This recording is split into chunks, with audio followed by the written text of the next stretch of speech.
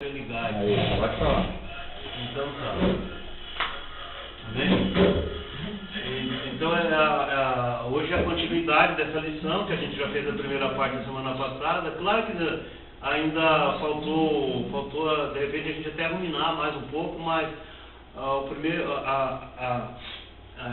essa primeira parte ela tem muito negócio de data, tá? Essas coisas, esse negócio de data para lá, data para cá, isso mata a gente, né? Então, o principal dentro dessa lição é o que nós vamos ver hoje, né? Porque nós vimos lá algumas coisas realmente que o Senhor deixou para nós como sinal, como guerra, fome, terremoto, epidemias, né? Muitas coisas estariam acontecendo quando o tempo do fim estivesse chegando, né? E hoje nós estamos vivendo claramente naquilo que o Senhor Jesus falou sobre Mateus 4 também, que é os princípios de dores, né? Por que princípio, né? Início de dores. Que, na verdade, é o princípio de dores, que essas dores ela não vai cessar, ela vai apenas aumentar, até se culminar na grande dor, que é a grande tribulação que virá nos últimos 3 anos e meio, nos 1260 dias, né? Dos últimos 7 anos, que virão num tempo muito próximo, né? Deus retomando a história com Israel, o anticristo se manifestando, né? Nós os cristãos vendo tudo isso, não sendo tomado, não sendo arrebatado, mas na metade desses 7 anos praticamente parte da igreja vai ser tomada, né? E infelizmente a maioria da igreja vai ser deixada para passar por um tratamento adicional de Deus, né, na grande tribulação, onde o Senhor vai gerar muitos e muitos vencedores lá na grande tribulação, porque nessa época as pessoas vão se esquecer principalmente da sua posição no mundo cristão, sabe? Minha igreja, a igreja do fulano, a igreja do ciclano, essa divisão que a gente vê entre o povo de Deus, ela vai, nessa época da grande tribulação, ela vai ser praticamente acabada, porque as pessoas vão ver que, por um lado, uma parte do povo de Deus não está mais na terra. E aí os acontecimentos que está registrado na Bíblia a respeito do fim começam a acontecer. Então as pessoas vão ter a percepção que realmente o tempo da volta do Senhor está chegando. Então as pessoas vão se esquecer da sua chamada igreja do fulano, a igreja do Bertano, que hoje é uma divisão terrível e ninguém recebe ninguém de lá para cá. E aí onde vai haver uma grande unanimidade entre o povo de Deus, né? Você vê, e não precisava isso, bastava hoje, né?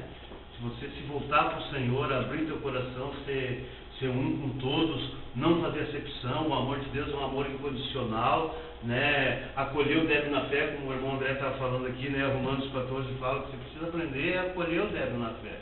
O que é débil? Débil é aquela pessoa que é doente na fé. Todos nós, de uma maneira ou de outra, nós temos debilidade na nossa fé. Se não é num aspecto, é no outro. Se eu não sou débil nesse aspecto, mas de repente sou débil em outro aspecto. Então nós devemos esse acolher recíproco. Eu preciso acolher, mas eu também preciso ser acolhido, porque eu também sou débil na fé. Eu tenho fraqueza na minha fé, né? Nós não temos uma fé perfeita. A unidade da fé de Efésios capítulo 4, assim, que todos nós precisamos chegar à unidade da fé, a única fé. Entendeu? Mas isso nós vamos chegar. Hoje nós estamos num processo, porque se nós não chegamos a essa única fé, então nós temos debilidade ainda na nossa fé. Então esse acolhimento é recíproco. Eu acolho o Valmir, que é débil na fé, mas o Valmir também precisa ter o mesmo sentimento de me acolher, né? Porque a palavra de Deus, ela não é só para algum, é para todos. Assim como eu preciso acolher, o Valmir vai pegar, poxa, mas eu também preciso acolher o débil na fé, né? Então, graças ao Senhor. Então, essa parte a primeira parte dessa lição, como nós vimos aquele dia ali, sobre os graves terremotos, a intensificação, porque sempre na história houve terremoto, houve catástrofe, houve isso, houve aquilo, mas sabe, irmão, mas principalmente desde o século passado, do século XIX para cá, o século XX e o XXI, as coisas se intensificaram de uma maneira assustadora nessas questões, né, catastróficas, né? Principalmente no século XX e no século XXI que nós entramos, que faz apenas 15 anos, no século XXI que nós estamos, as catástrofes estão praticamente quase que atingindo a metade do que aconteceu em 100 anos, tem acontecido em 15 anos. Então, dá para ver quanto que se intensificou esses acontecimentos. Então, isso é um sinal dos princípios de dores que estão aumentando, né? E muito mais coisas virão. Lá em Lucas,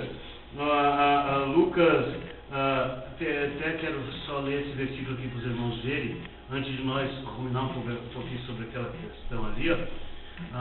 Lucas 21 fala assim, ó, 21, 25, fala assim, ó, Senhor Jesus.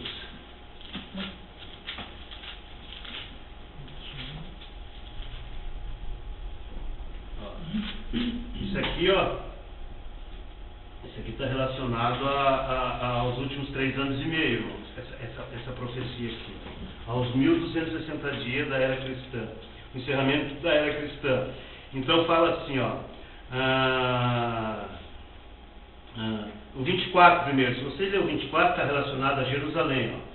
Fala assim, cairão ao fio da espada e serão levados cativos para todas as nações. Isso aqui parte aconteceu lá no ano 70 e parte agora vai acontecer também no fim da grande tribulação, né, nos últimos 3 anos e meio.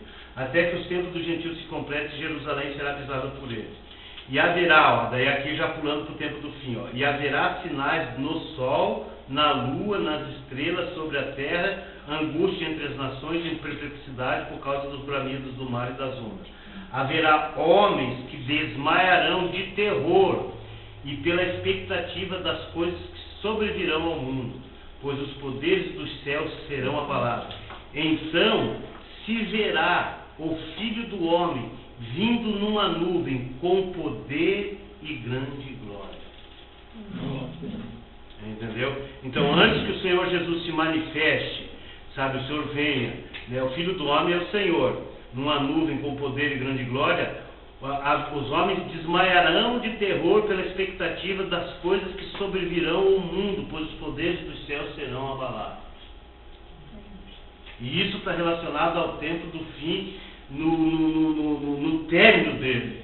Hoje nós estamos aproximando, chegamos ao tempo do fim, mas não é o fim ainda. Falta alguns anos para nós, mas como para Deus isso é isso aqui, ó. É um estalar de dedo, né? Então, isso aqui, quando estiver acontecendo essas coisas aqui, então se verá o Filho do Homem vindo numa nuvem com poder de grande glória. É a volta do Senhor, né? A volta do Senhor. Amém? Mas, irmãos, o que nós queríamos também tocar, né, nessa segunda parte hoje aqui seria, como nós estamos vendo, qual é o sinal do tempo do fim. O item principal para trazer o tempo do fim, a conclusão do tempo do fim, é esse versículo que o Senhor Jesus falou. Mateus 24, 14. Isso aqui o próprio Senhor Jesus falou, né?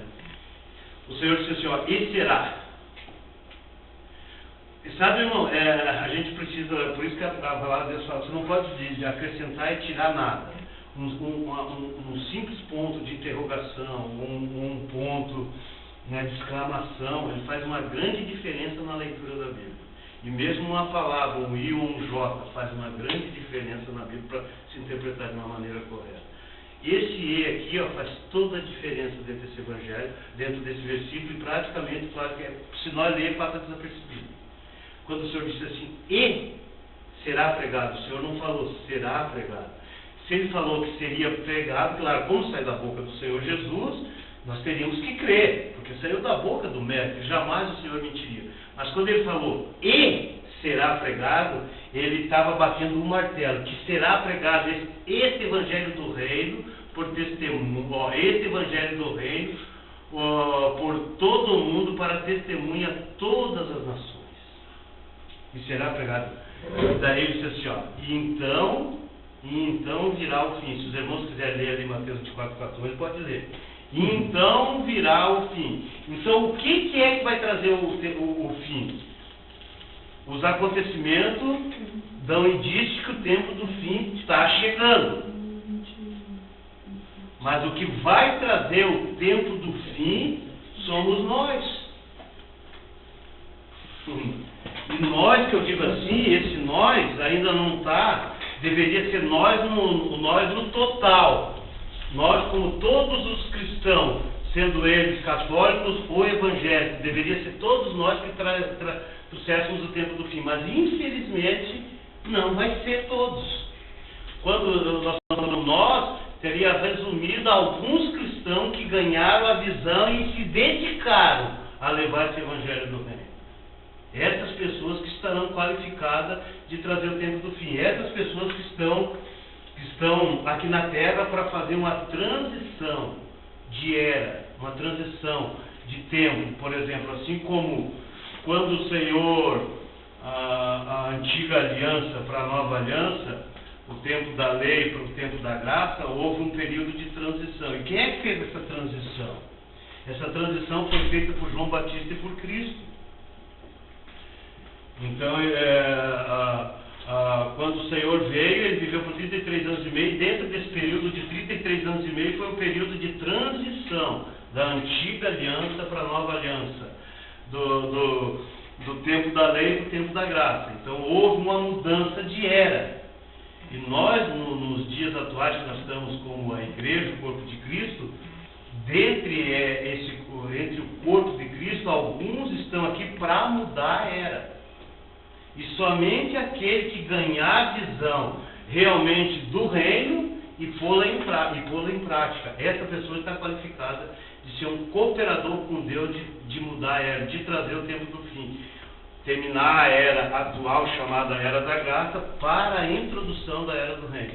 Então você vê como Deus precisa de nós, como Deus precisa da igreja, como Deus precisa que as pessoas realmente ganhem a visão do reino, porque não tem como eu anunciar o reino se eu não tiver a visão. Se eu não tiver a visão do reino, eu vou me deter naquele evangelho que nós sabemos, né? Não precisa nem comentar, né? Aquele evangelho que não leva a nada, aquele evangelho que visa o que é terreno, o que é momentâneo, o que é para o dia de agora, né? Mas nós se vimos a questão do reino, nós vimos algo mais que os irmãos vimos, mas não é porque temos méritos, somos bons aos olhos de Deus, não, é porque a graça e a misericórdia de Deus nos alcançou. Ali em Mateus 5, o Senhor Jesus falou assim: bem-aventurado quem tem fome e sede de justiça, porque será farto. Então, se nós temos fome e sede de justiça, Deus sabe. Deus sabe. Você pode ter certeza que uma hora o véu vai cair. Uma hora o véu vai cair. Por exemplo, o irmão André, quando chegamos aqui, ele estava falando, né, a visão anterior, né, para a visão atual que tem hoje em relação à palavra.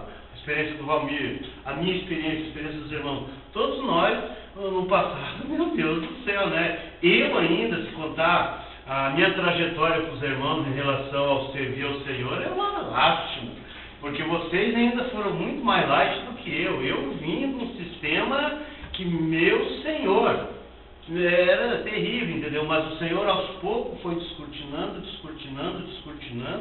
e o Senhor vê a nossa fome e sede de justiça, e o Senhor vai abrindo. Hoje ainda, quando lemos a palavra, sempre uma luz nova vai brilhando para nós, né? Porque temos fome e sede de justiça.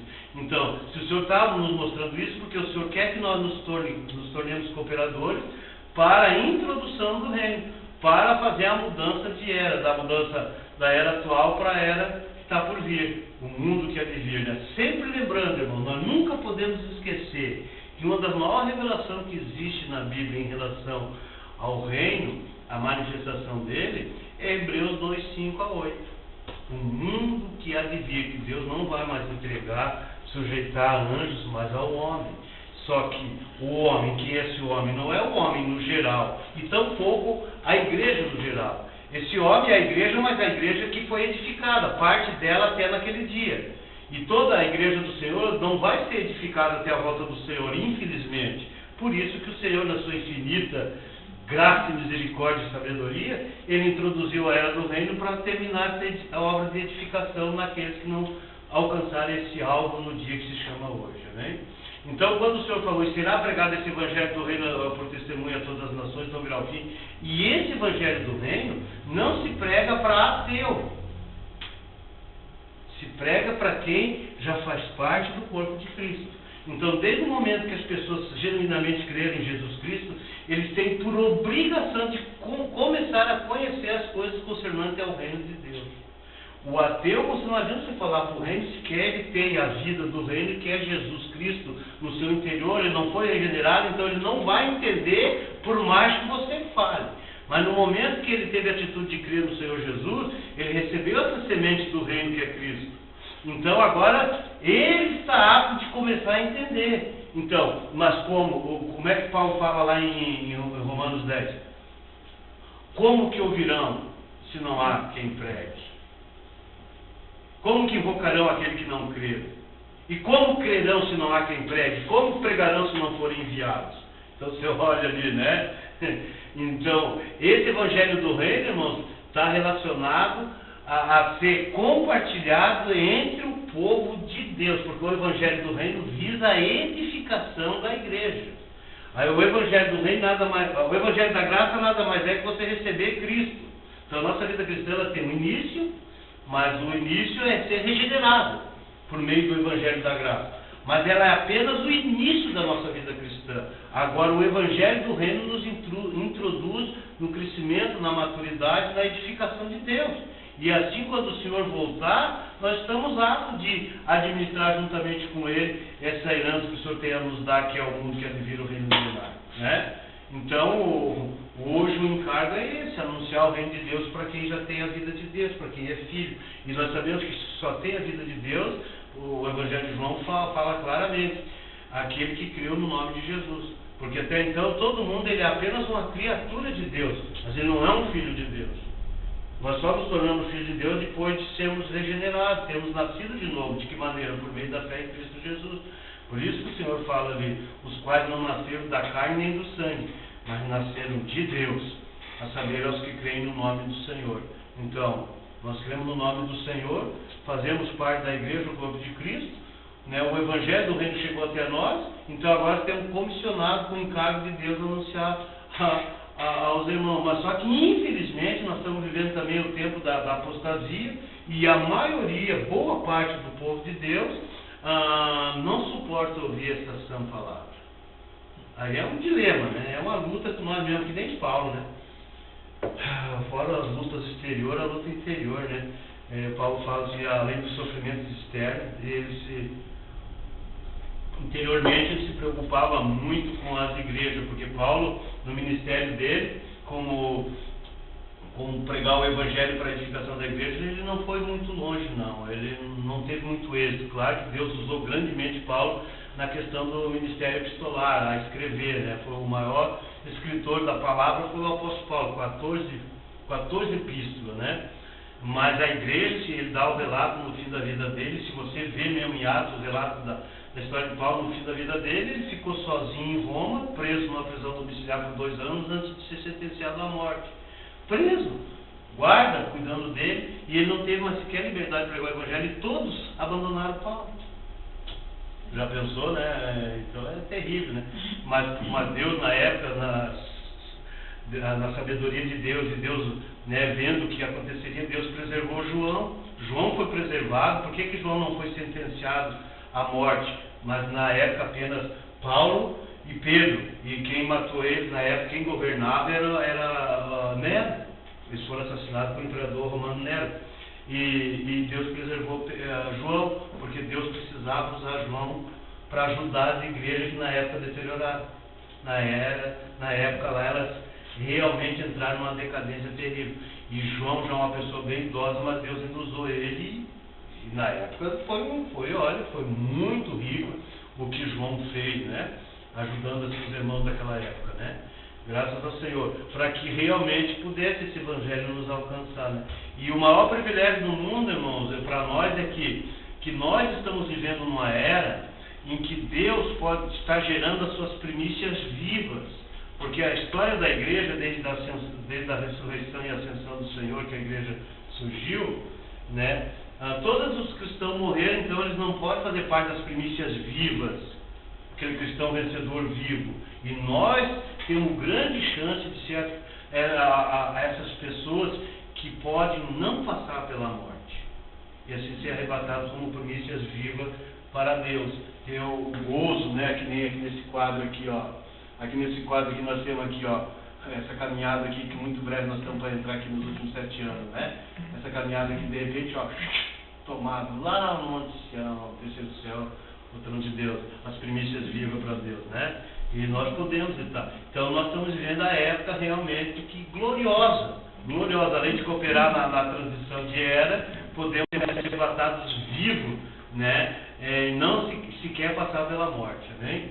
Então isso será pregado. Quando o Senhor disse isso será pregado, vai ser pregado. É que nem diz o irmão, é comigo, o irmão que diz assim, ó, é comigo ou é semigo. Quer dizer, ou eu estou nessa jornada, o Deus não vai deixar de fazer porque eu não estou. O Senhor vai achar quem quer, quem tem um coração para isso, entendeu? Se eu não quero, eu Lucas 13 lá, né? Eu estou ocupando o quê? A terra inutilmente, né? Então o Senhor vai achar outro. Então, claro que Deus quer achar mais, Deus quer encontrar mais, mas Deus não quer nos desperdiçar, porque é um longo período para que essa luz realmente brilhe em nós, não é assim no estralar de Deus. Então Deus tem uma grande dificuldade, um grande trabalho conosco para que essa revelação fique clara para nós. Então o Senhor, se nós já estamos no caminho, Deus não quer nos desperdiçar, Deus não quer nos rejeitar. Mas às vezes pela nossa atitude de não avançar, não fazer, Deus, ó, fica aí, eu vou trabalhar em outros. Depois eu converso contigo mais tarde lá nas trevas ou lá na grande tribulação, né? Mas o Deus não quer, porque Ele precisa, Ele necessita, né? Deus tem uma grande necessidade de gerar essas pessoas nos dias atuais para, né, serem vencedores, irmãos. É uma necessidade de Deus. Então agora juntamos a vontade de Deus com a nossa vontade. Deus quer isso, nós também queremos, quer dizer, as duas vontades, aí só pode acontecer coisa boa. Senhor Jesus, amém? Pode passar outro versículo, irmão André. Então, o item principal em relação à vinda do tempo do fim está aqui nesse versículo, né? Está aqui. E o Senhor bateu o martelo, só, e será pregado e acabou. É com nós ou é sem nós? E infelizmente, claro, por um lado infelizmente, por outro lado felizmente, que o Senhor tem, que nem diz o irmão, um grupo de batatinha aqui em Lages, é que tem essa visão. Poucas pessoas, mas tão, que nem diz o irmão André, um trabalho de formiguinha. Mas está acontecendo alguma coisa. Tem irmãos aí que abre a boca e vai falar do reino, né? Amém? Volta ali, irmão André. Aqui outro versículo, ó, que o Senhor falou sobre a questão do tempo do fim, o sinal do tempo do fim, que o Senhor falou lá, ó. Então, ó, o irmão André, volta lá, é outro versículo. Não, tá, pode passar. Esse aqui está lá em Gênesis, ó. Isso aqui foi o que aconteceu lá no tempo de Noé. Gênesis 6,13, ó. Deus disse assim, ó. Então disse Deus a Noé: resolvi dar cabo de toda a carne, porque a terra está cheia da violência dos homens. Ó, a terra, lá no tempo de Noé. Porque a terra está cheia da violência dos homens. Eis que eu os farei perecer juntamente com toda a terra. Isso aqui Deus falou para Noé, foi na época, antes de acontecer o dilúvio. Antes de acontecer o dilúvio. Daí Deus alertou Noé, e Noé construiu aquela arca onde ele e a sua família foram salvos. E ele ficou por um período de 120 anos construindo essa arca e anunciando às pessoas que o Senhor ia dar um cabo, que o Senhor ia trazer juízo. Mas as pessoas não estavam nem aí. Por que nós temos esse versículo aqui? Porque o Senhor Jesus falou que nos dias do tempo do fim é como nos dias de Noé. E o que nos dias de Noé tinha? A terra estava cheia de violência dos homens. O que nós temos hoje? Credo, se tiver uma violência do que nós temos, mas aí eu não sei eu não sei como é que vai ser, né? Pode passar, irmão André. Ó, daí lá, aqui o Senhor falou assim, ó, como nos dias de Noé. Ele falou assim, pois assim como foi nos dias de Noé, isso aqui lá no Evangelho de Mateus, também será a vinda do Filho do Homem. Ó, como foi nos dias de Noé. Nos dias de Noé a terra estava cheia de violência dos homens. Então, hoje nós estamos vivendo isso. Então, é um sinal da vinda do Filho do Homem. E o Senhor Jesus vem agora no encerramento da era, né? Ó, porquanto, assim como nos dias anteriores ao dilúvio, o que as pessoas faziam lá? Terra cheia de violência. Eles comiam, bebiam, casavam-se e se davam em casamento, até o dia em que Noé entrou na arca. Mateus, o que já vai aparecer o versículo ali, irmão. É Mateus 24, né, irmão? Acho que é 24, e até o dia que Noé entrou na arca. Ó, comiam, comer, beber e casar. Isso aqui são coisas normais para o ser humano. Deus, nós temos que comer, nós temos que beber, nós temos que casar. Isso, o casamento foi ordenado por Deus para a procriação, né? Só que isso, irmão, hoje as pessoas vivem em função só disso. As pessoas vivem para comer, beber, casar, se dar em casamento. Hoje casa e descasa. É como trocar de roupa, a coisa mais normal, é uma coisa banal para as pessoas, né? Se casavam, se davam em casamento até que Noé entrou na arca, né? Pode passar, irmão. Senhor Jesus. Então, diz assim, e não perceberam, senão quando veio o dilúvio, levou a todos. Assim será a vinda do Filho do Homem. Então, e não perceberam, né? Senão aquele povo lá, eles não perceberam, não é anunciando, e ninguém sequer dando ouvido. E eles não perceberam. Senão, só quando veio o dilúvio. Se você ler toda a história lá, você vai ver, irmão. Você vai ver que daí, quando veio o dilúvio, começou as pessoas, aí era tarde demais. Porque quando Deus fechou a arca de Noé, não foi Noé que trancou por dentro, foi Deus que trancou por fora. Por que Deus fez isso? Porque se fosse Noé, ele ia abrir. Então Noé tivesse trancado por dentro. Deus trancou por fora, lacrou e acabou.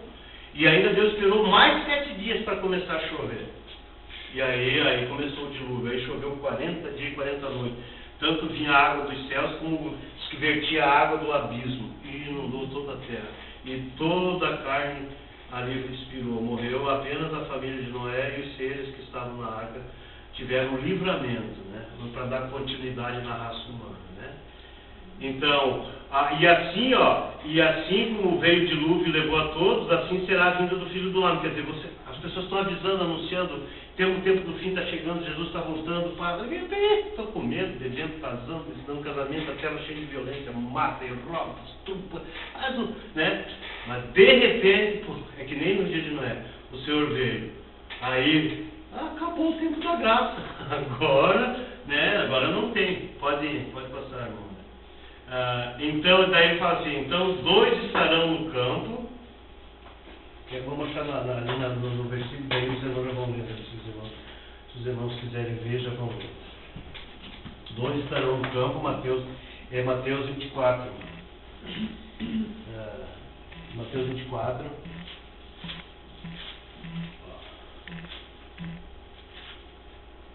24:40. Pode ler ali, 24:40 já está ali. Então 2 estarão no campo, um será tomado e deixado o outro. 2 estarão trabalhando no moinho, uma será tomada e deixada a outra. O que significa isso aqui, irmão? Esses dois estarão no campo. Primeiro, o campo significa o mundo. 2 pessoas que estão no mundo, 2 cristãos estão no mundo, né? Um será tomado e deixado o outro. Por quê? Seria 50% será tomado, 50% será deixado? Não. Nós podemos inverter. Os 2 serem tomados ou os 2 podem ficar. Depende da condição. Então, um será tomado ou deixado significa o que foi tomado ele estava apercebido, era um cristão vigilante. Ele realmente não estagnou na carreira dele com Deus, na vida cristã dele. Ele foi uma pessoa que recebeu o Senhor e aprendeu a desenvolver sua salvação. Ele cresceu, amadureceu, ele foi edificado, chegou à estatura de um varão mais crescido, maior, então ele foi tomado pelo Senhor. Isso aqui é o arrebatamento secreto da vinda do Senhor para parte da igreja, os chamados vencedores vivos que estarão na volta do Senhor. Então um será tomado e deixado o outro. 2 estarão trabalhando. Então isso mostra que o Senhor vem num dia normal, um dia comum de trabalho. Pode ser uma hora de trabalho, quando trabalha de repente, puxa, está lá o Valmir e o André, de repente o Valmir foi e o André ficou. Ah, Senhor Jesus, os dois podem ser tomados. E eu fiquei olhando. Senhor Jesus, Senhor, tem misericórdia, né? Ó, duas estarão trabalhando no moinho, uma será tomada e deixada a outra. Entendeu? Então, quando está falando no moinho trabalhando, isso mostra que nós estamos nos nossos afazeres do dia a dia. Jesus não vai vir assim, que nós vamos estar tem gente assim, se estivesse assim numa grande festa, assim, invocando o Senhor, lá reunindo, ouvindo a palavra, não. O Senhor fala que é num dia normal. Vamos estar cuidando das nossas coisas, como hoje, por exemplo, nós vamos lá trabalhar, tá, de repente, fumando, não voltemos para casa. Ou voltemos, chegar em casa que tem minha mulher. Senhor Jesus, né? Será assim, né? Amém? Um será tomado e deixado a outra. Por que a outra é deixada? Porque a outra é aquele cristão chamado de servo negligente, servo mau, servo que ferrou o talento. É aquele servo, ele creu, ele pertence ao Senhor, mas ele não buscou. É aquele que entra aqui e sai aqui. É que nem eu estava lendo uma mensagem do irmão Atmania, está dizendo assim, aquela passagem de Apocalipse das igrejas, fala assim, quem tem ouvido ouça o que o Espírito tem a dizer à igreja, né? E ele diz assim, nós como cristãos, a maioria de nós não temos ouvido para ouvir o que o Senhor tem a dizer. Porque se nós realmente tivéssemos ouvido para ouvir o que o Senhor tem a dizer à igreja, nossa vida seria outra, muito diferente da qual nós estamos vivendo hoje. Ele diz assim, pouquíssimas vezes nós conseguimos ouvir o que o Senhor tem a dizer. Mas como que o Senhor fala conosco? É por meio da palavra, irmão, não tem outra maneira, né? Aí o Senhor fala assim, portanto vigiai, porque não sabeis em que dia vem o vosso Senhor. Então o Senhor deixou os sinais, mas nós não sabemos o dia e não sabemos a hora. Tal dia, tal hora, eu vou me aprontar, vou dar... Quantos cristãos na história fizeram isso, né? De profetizar que o Senhor Jesus vinha tal dia, tal hora. Esses dias eu vi uma denominação de nome mundial, grandes lideranças, eles falando que a liderança que fundaram essa denominação, eles profetizaram a volta do Senhor para 1844, ano de 1844. E nesse dia se reuniu tudo numa grande fazenda nos Estados Unidos, e lá se vestiram de branco e passaram a orar e louvar, e o Senhor não veio. Foi a maior decepção. Se dividiram tudo, um abandonou a fé e o outro saiu dali decepcionado, foi para o meio do milharal, não sei o que viu uma coisa pior do que ele já tinha visto dessa questão de profetizar, aí